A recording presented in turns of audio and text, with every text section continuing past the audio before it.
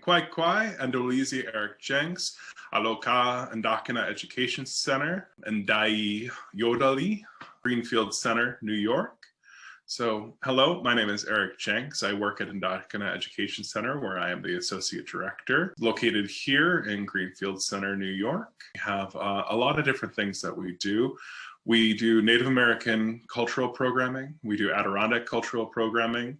We do wilderness survival, and we also have a martial arts program. We work with a wide variety of ages, anywhere from 5 to 105, learning how to survive in the woods, how to do animal tracking, primitive shelter making, primitive fire making, Native American cultural programming. As I had mentioned, we host the Saratoga Native American Festival, which is one of the largest gatherings of Native people in the Northeast.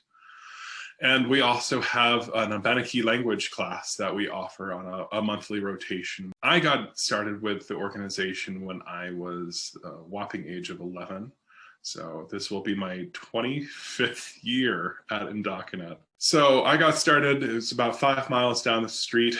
I do have some Native heritage in my family. You can trace it back where we can see French trappers that were intermarrying with Abenaki people up in Canada. It was something that I found interesting, learning the culture, hearing the stories as I was growing up, and also learning how to survive in the woods, tracking the animals, not necessarily to do anything with the animals, just to kind of learn how their paths move through the forest.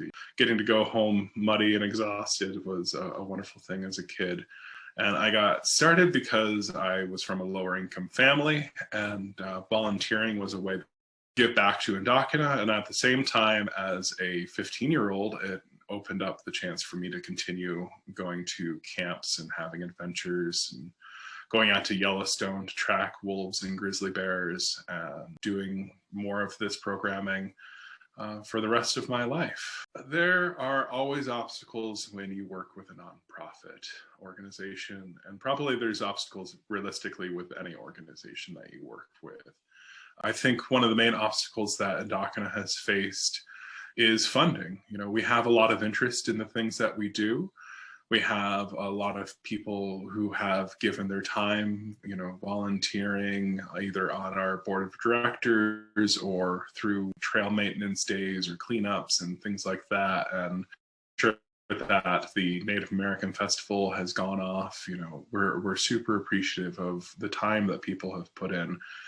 But at the same token, you have to have the funding available to make the programs happen. And as a nonprofit that wants to serve the community, we try to keep our prices as low as possible. And so sometimes that means running a deficit for our programming.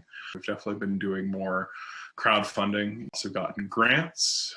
We've gotten grants actually through the martial arts programming that we have. We recently got a $20,000 donation to repair our roof, solely because we have martial arts that are happening on the premises. Well, there's a lot of positive things that have happened to me and to others because of Endocanna.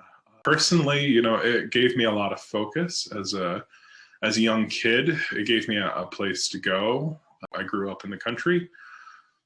I did not have a lot of friends around, and so to have a place that I could ride my bike to and kind of get to forget about some of the things that might be going on in my life at the time and just enjoy being out in the woods and finding the hidden secrets of the animals around you and learning about a culture that's important to my family history is a wonderful thing. And I don't think I can overstress how much that has had an impact on my life. Even in my wedding, I had Jesse Bruchak tell the story about how courtship works in the Abenaki people.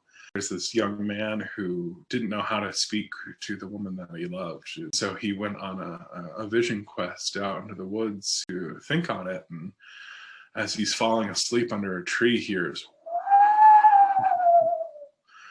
and it's the sound of wind blowing through a branch. He figures that he can use that sound in order to court the woman that he loves, and those songs then turn into the lullabies that you sing to your children. I sing an Abenaki lullaby to my son all the time. I enjoy speaking to him in the language so that that's something he has growing up. For others in the community, I know we are revitalizing a language that had 8 native speakers left. It's down to 6 native speakers at this point. And we have 40 plus people that are joining every month now to learn the Abenaki language. There's such an interest again in culture after it was silenced for so many generations in both the US and Canada. If you had asked me 2 years ago where I wanted Endocanna to be versus today, I think it would be a very different answer. And I do want to take the time to thank everyone that has donated to Endocanna in the past 2 years, that has participated in our online courses, that have made sure to social distance when we have had a few small in-person classes. We have been exceedingly thankful to be able to continue to host our summer camps with restrictions. It is just a wonderful treat to see where we're at today versus where we were 2 years ago. Going forward, I would like to see us continue to fundraise, to continue to build up a background, kind of a wealth pool that we can make sure that Endocanna can continue into the future. It's definitely, I think, the biggest thing of making sure that the organization doesn't have to walk a tightrope in order to offer the cultural programming and the wilderness programming that we do.